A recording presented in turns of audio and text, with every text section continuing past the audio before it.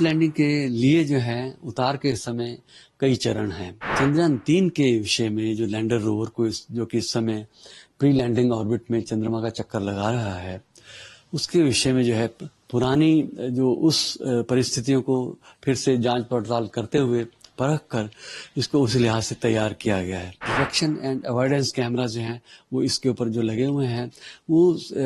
उतार के आखिरी क्षणों में जो तस्वीरें लेंगे उसके आधार पर ये सॉफ्टवेयर ये तय करेगा कि उतरने की जगह पूरी तरह से निरापद है। ये जो उतार है वो एकदम जो है एज प्रिस्क्राइब्ड रूप में हो और हम पूरी उम्मीद करते हैं कि उतार जो है बहुत सफल होगी। चंद्रयान-3 के विषय में जो लैंडर रोवर को जो कि इस समय प्री लैंडिंग ऑर्बिट में चंद्रमा का चक्कर लगा रहा है, उसके विषय में जो है पुरानी जो उस परिस्थितियों को फिर से जांच पड़ताल करते हुए परख कर इसको उस लिहाज से तैयार किया गया है। एल्गोरिदम को जो है एकदम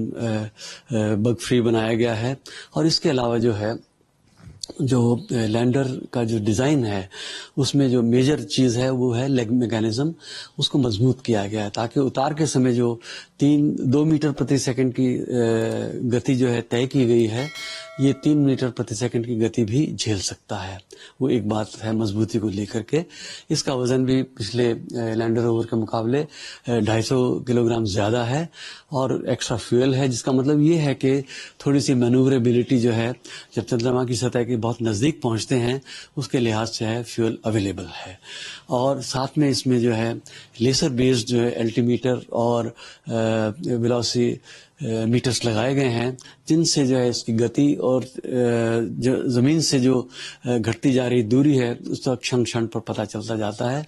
तस्वीरें लेकर के मेमोरी में जो तस्वीरें हैं उनका तुरंत मिलान होगा ताकि जो है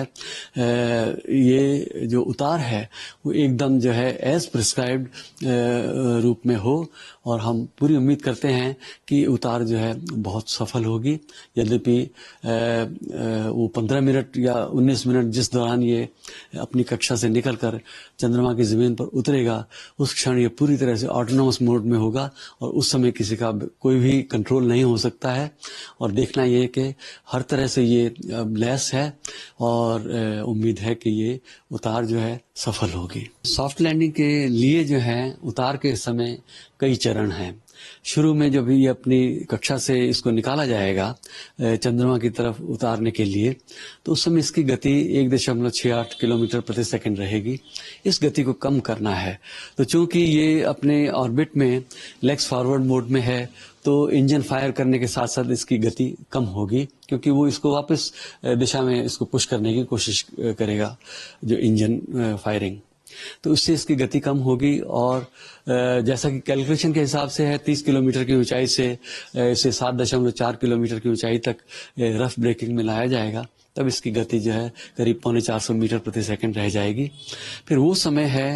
एटीट्यूड होल्ड का, जिसका मतलब ये है कि जो लैंडर रोवर है उसका अंतरिक्ष में कैसा भी झुकाव है उसमें करीब 50 डिग्री का एक झुकाव लाना है, जो कि गंतव्य स्थल की दिशा में इसको किया जाना है। तो उसके बाद जो है फिर से जो है इसकी गति धीमी करके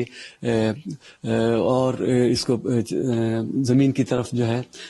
लाया जाना है। अपने पथ में जो है ये आगे चलता जा रहा है और इसकी दूरी चंद्रमा की सतह से कम होती जा रही है। फिर इसके बाद जो hazard detection and avoidance camera जो हैं वो इसके ऊपर जो लगे हुए हैं वो